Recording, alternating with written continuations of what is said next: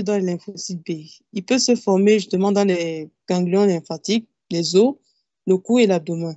Et c'est généralement retrouvé chez des enfants qui présentent une immunodéficience. C'est pour.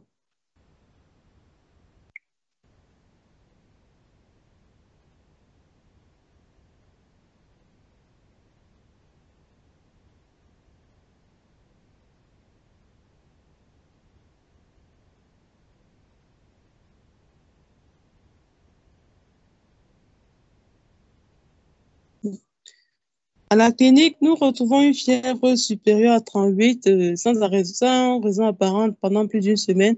On note également un amaigrissement de plus de 10% du poids corporel au cours des 6 derniers mois avec une transpiration nocturne et on retrouve également des adiopathies multiples.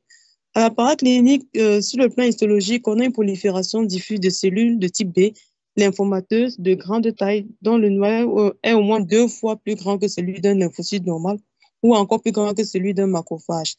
À l'immunohistochimie, on retrouve les marqueurs de type B tels que le CD19, CD20, CD22, CD79.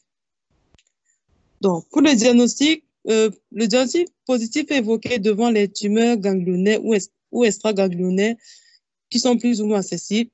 La biologie nous oriente vers le diagnostic et il est confirmé à l'examen cytohistologique par la présence de cellules blastiques de petite taille avec un noyau arrondi non clivé, la présence de plusieurs mitoses et des macrophages qui sont dispersés dans le tissu prolifératif et qui phagocytent les cellules tumorales mortes, donnant ainsi l'aspect de ciel étoilé. Diapo.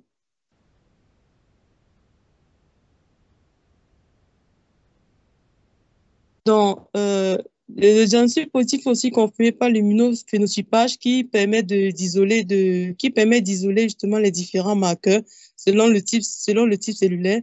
Et on peut également retrouver les gènes BCL2 et TDT qui sont négatifs. Donc, on peut également retrouver des IgM membranaires, lambda ou kappa. Maintenant, sur le plan génétique, on peut retrouver la translocation du gène MYC. On peut, donc, la translocation entre les chromosomes 8 et 14 qui est la plus fréquente. Diapo.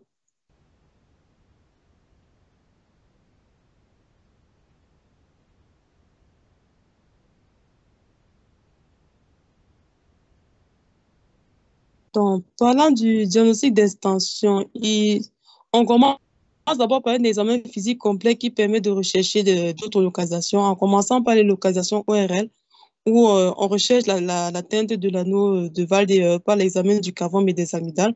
On recherche une obstruction nasale ou pharyngée de la présence des adénopathies cervicales. On regarde le système nerveux central, on regarde le système neuroméningé pour retrouver un syndrome méningé clinique et biologique, la présence des cellules tumorales dans l'analyse du SCR. On peut retrouver justement des paraplégies ou bien une paralysie des nerfs crâniens. Sur le plan osseux, on peut retrouver également des douleurs osseuses et on doit également regarder tous les autres appareils. Diapo. Donc, parlant des examens complémentaires, on commence d'abord par l'imagerie, par la radio du thorax, ensuite une TDM thoraco-abdominopelvienne. On peut procéder également à des examens échographiques ou endoscopiques, à la réalisation d'une IRM ou bien à la réalisation d'une scintigraphie osseuse ou au gallium et la réalisation d'un PET scan afin d'affiner les données dans certains cas. Diapo.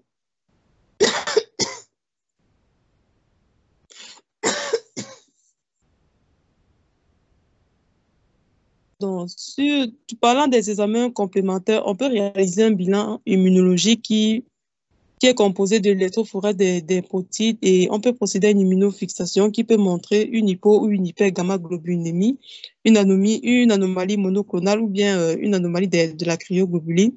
On peut également rechercher des auto-anticorps.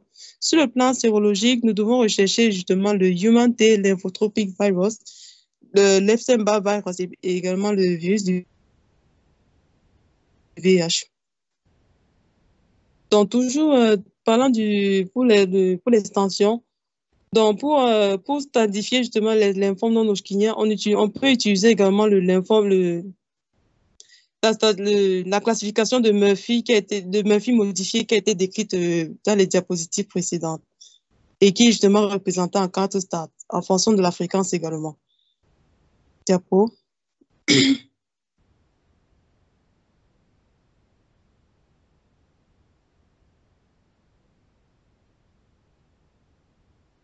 Donc, pour le diagnostic différentiel, devant une masse maxillofaciale, on peut également évoquer un OMA qui survient souvent chez les prématurés ou bien chez les enfants de moins de 6 mois, de 6 ans, et dont les facteurs de risque sont la pauvreté, la mauvaise hygiène bucco-dentaire, la malnutrition, le VIH, et dont l'éthiopathogénie est mal connue. Elle est souvent multifactorielle, caractérisée par la mauvaise hygiène de vie et la présence des bactéries.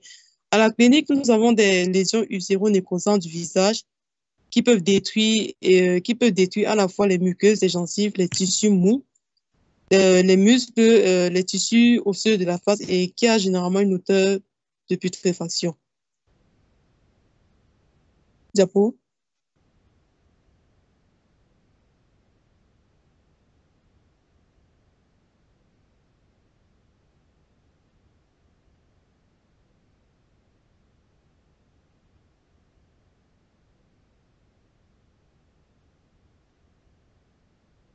Donc, comme autre signe clinique, nous pouvons retrouver de la douleur, de la fièvre, une asthénie, une anorexie et une tuméfaction du visage avec une inflammation des gencives.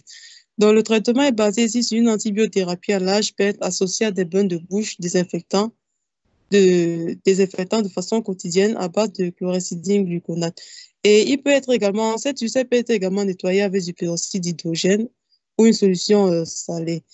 Donc, on peut également procéder à la correction des troubles hydroélectrolytiques et nutritionnels et à un traitement chirurgical. Diapo.